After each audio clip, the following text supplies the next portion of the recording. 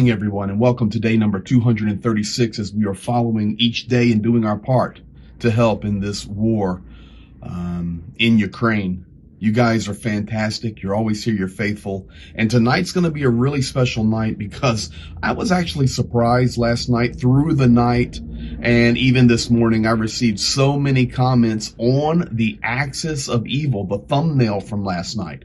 And people were giving their comments, giving their thoughts. They were asking me to explain it even further. So tonight, we're going to go even deeper on the axis of evil. And what's interesting about that is over the last 24 hours, many things have unfolded to even bring this picture into more clarity. Yes, in many of these nations, I've been there.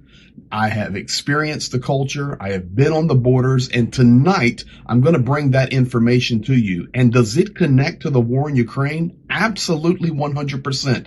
Over the last 24 hours, we have moved closer to a global event than we have at any moment in this war. So we're going to jump into that tonight, jump into many things. Thank you for being here. Thank you to all of our moderators. Thank you to all of the great community. You guys are making this happen, and we much appreciate it. With that said, let's jump straight into the axis of evil story.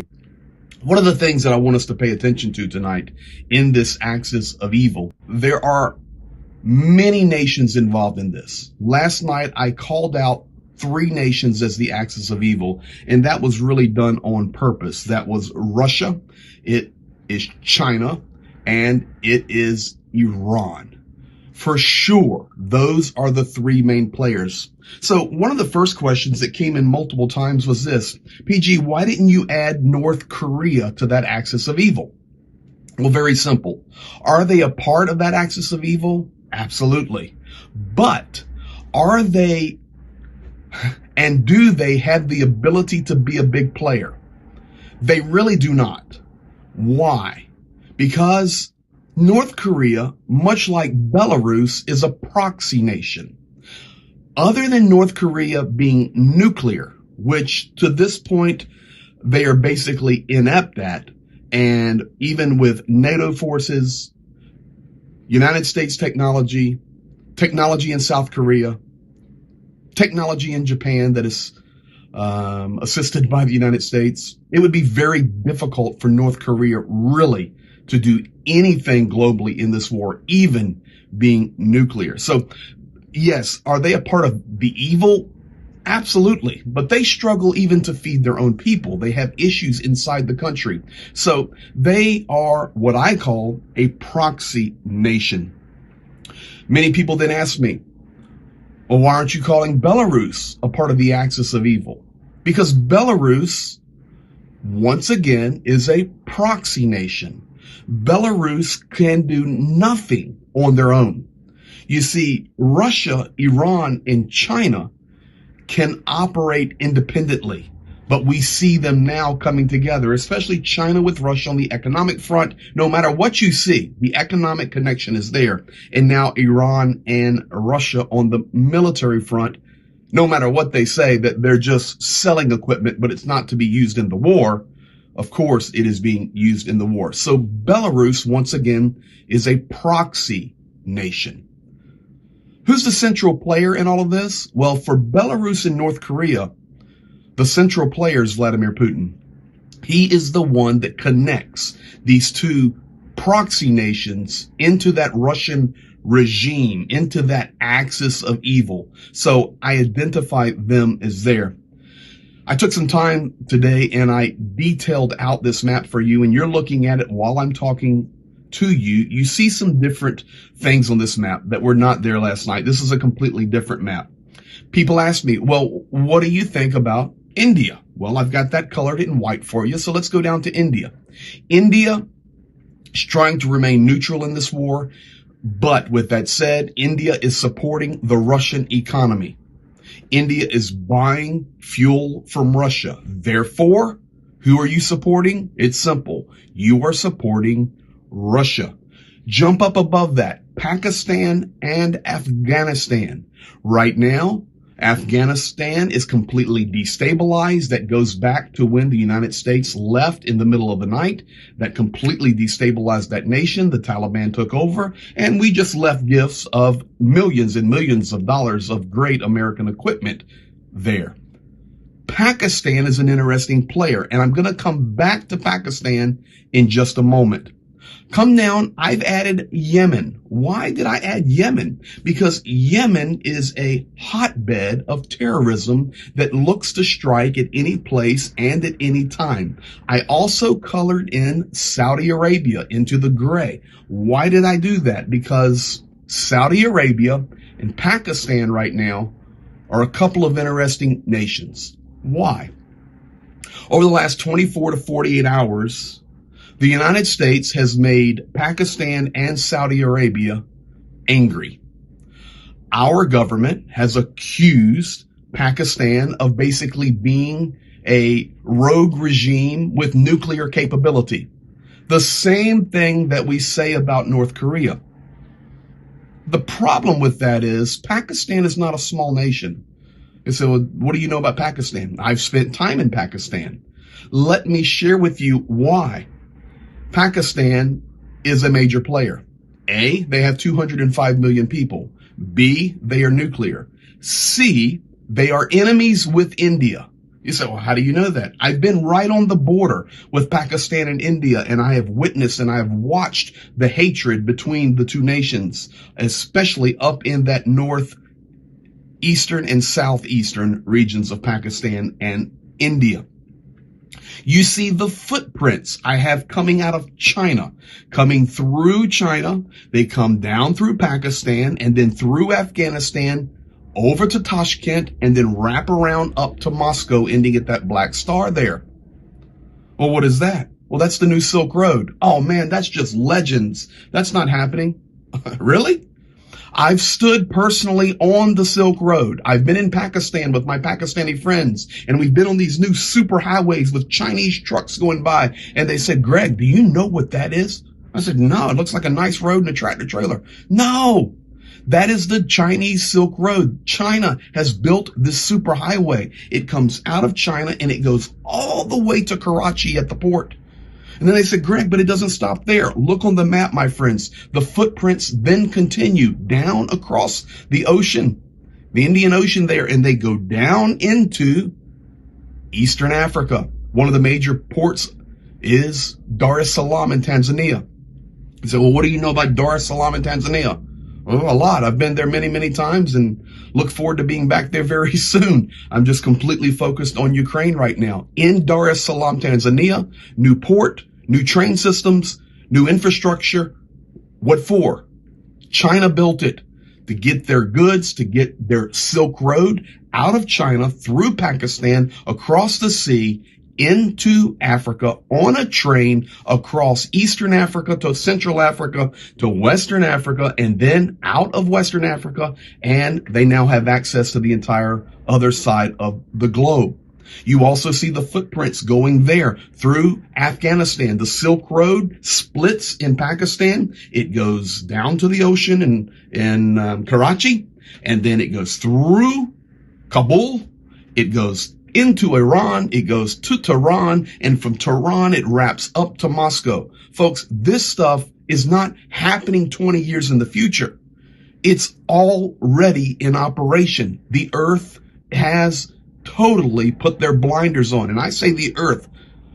I know nations may look and say, oh, well, we see some activity over there. Folks, this has been planned for decades and decades. We see it happening right now. Now, if you look up in the left, let's bring it back to Ukraine now. Look how small Ukraine is. You say, well, you didn't talk much about China. Well, look at the little pink there to the right. That's Taiwan. And we know that China over the last few days has says, oh, we'll do whatever's necessary for Taiwan, hopefully diplomatically, but if not, for sure, we're able to use military against them. Well, why would they say that? That's what brings Ukraine back in the picture, because that is exactly what Russia is doing in Ukraine. If China goes to Taiwan, do you think that America responds? Now, the United States and the allies there in Asia have said we will respond if military action happens. But will they? Maybe. I don't know. In Ukraine, we sure have been slow in getting our aid there. And of course, all the memorandums from the 90s and the 2000s that was agreed upon by many nations to guarantee the sovereignty of Ukraine has nothing to do with weapons. It has to do with border control for Ukraine. For sure, that has not happened. Absolutely. You guys know, you've been here with us every night. We've been all over those regions. That is not happening. Fortunately, weapons are coming. Now, last little piece here is the Baltics. The Baltics will become a key player in this map. Up in the upper left there with the orange, that is Estonia, Latvia, and Lithuania. Why will they become key players? A, their proximity to the Baltic Sea, and B, they are basically a twin nation of Ukraine. They just moved into the European Union much, much quicker, and they were basically ignored in that travel to the European Union because of their size and their natural resources. Ukraine was not. You can see on this map, Russia, Iran, China, Saudi Arabia, these are big nations, and I've colored them myself today on purpose to show some of the size. Ukraine is a relatively small nation, but then you get to the Baltics, that's all three of those nations colored in the orange. So Belarus itself is even bigger than the three Baltic nations. But just look at the map one final time there. Look at the geography of Russia, of China, of Afghanistan, Pakistan, India, Iran, Saudi Arabia. It covers up a majority of that massive map of Europe and Asia. I really hope this has helped to understand some of this axis of evil. I put a lot of time in this today to explain it to you. What ultimately is going to push all of these nations to the next step? Well, it's very simple to see. You may not be able to see this, but the arrow will now help you. There's a little green dot right there in the Mediterranean called Israel. Israel came out yesterday and said, listen, if Iran keeps supplying these missiles, we have to stop. We have to stop this. We have to get weapons to Ukraine. And of course, Iran came back out. Russia has already made statements. If you even think about getting involved, Israel, militarily. Yes, they've been sending medical supplies. Yes, some of the retired Israeli forces have went to help, but nothing official, nothing on a major level.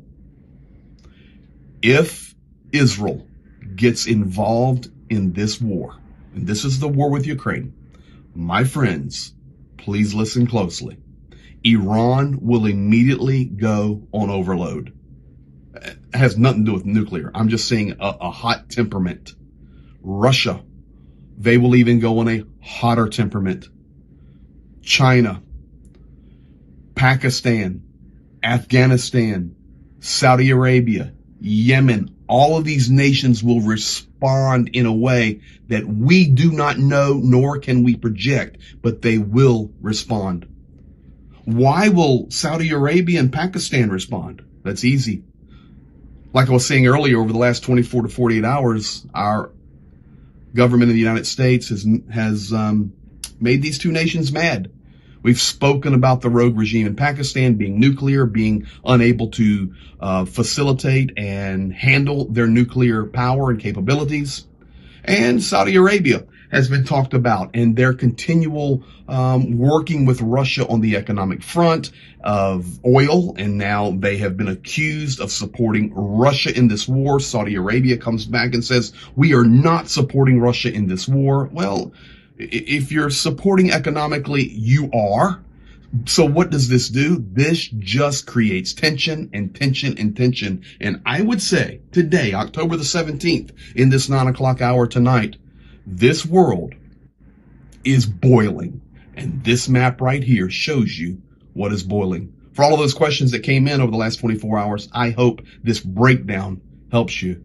Now, let's come back for the last few minutes of the update tonight and focus specifically on Ukraine. We know that NATO doing their activities today, their nuclear preparedness drills, and that is creating tension, of course, from the side of NATO towards Russia.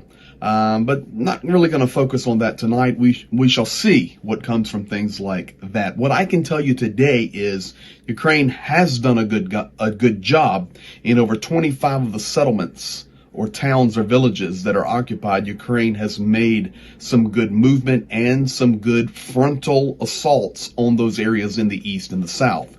However, today has been another terrible day for airstrikes. As of right now, I can tell you that 47 confirmed drones have been flying throughout Ukraine today. 85% of the drones have been shot down by Ukrainian air defenses. That could be standard air defenses, or at the end of the update tonight, I'm going to show you why Ukraine needs more air defense. I'm going to show you a drone being shot down. But we do have confirmed infrastructure strikes in the city of Sumy. Major strikes in Sumy. Sumy is still struggling to maintain any type of electrical grid at all. Dnipro, once again, major infrastructure strikes over the last 24 hours in Dnipro. As well, during the day today, we have had confirmed strikes in Lviv. Yes, way out west. We've had confirmed strikes in Ternopil. We've had confirmed strikes in Khmelnytsky. We've had confirmed strikes in Vinnytsia. But most importantly right now, I want to focus on Kyiv. Kyiv has been under assault for the last 24 hours, and it is continuing right this minute. Kyiv is still under assault, as well as Cherkasy. Not only from drones, but also from missiles. Kyiv, we actually lost life today. Kyiv had a very, very difficult day. And right now, I would like to show you just a sample of what happened in Kyiv today. You will witness a rescue operation going on. A building destroyed, residential building that is, and you will see the rescuers doing their job to try to save people's lives. This is from today in Kyiv, Ukraine. Минута тишины, и спасатели спрашивают, есть ли кто-то живой под руинами.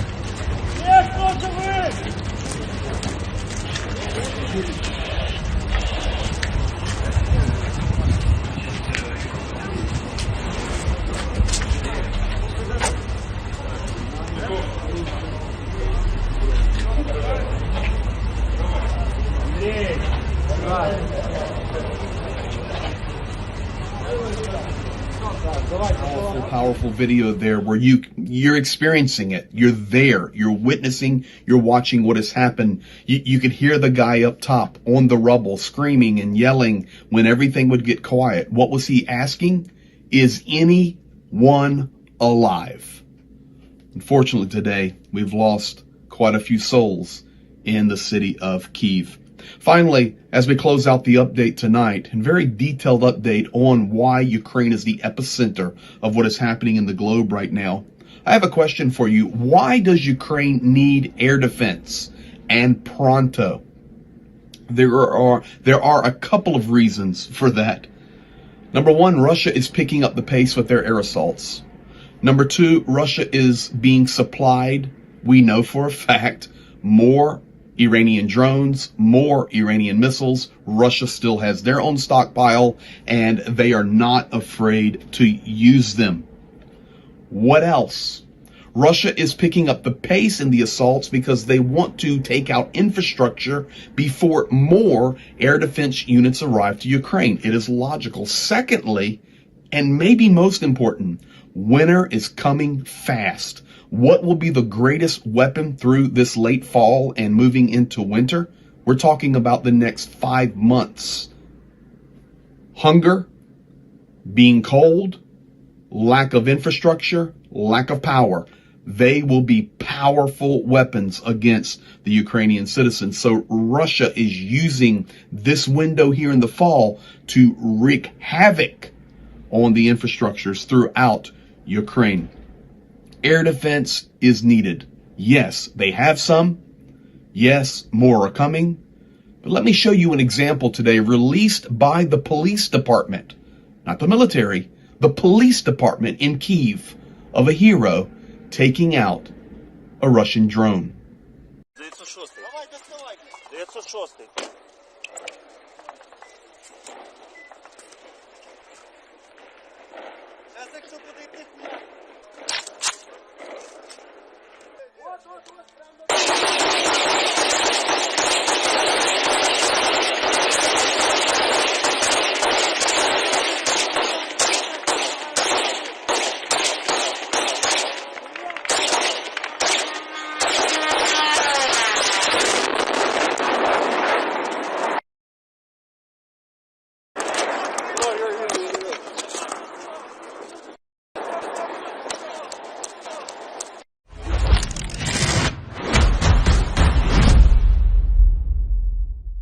I'm sure you could hear that sound right there before that drone was taking out. Brrrr, coming in, and that guy, what a shot, taking that drone out of the air.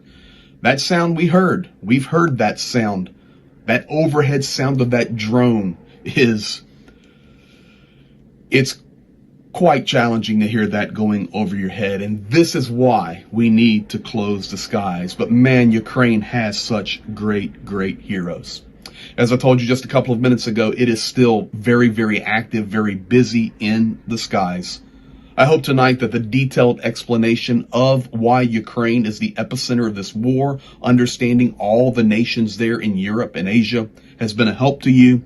And as always, continue to pray for Ukraine, continue to declare peace over Ukraine, and we as a community will do all that we can to help. Thank you for being here tonight. Thank you for everything. Peace to you and peace to Ukraine. Good night.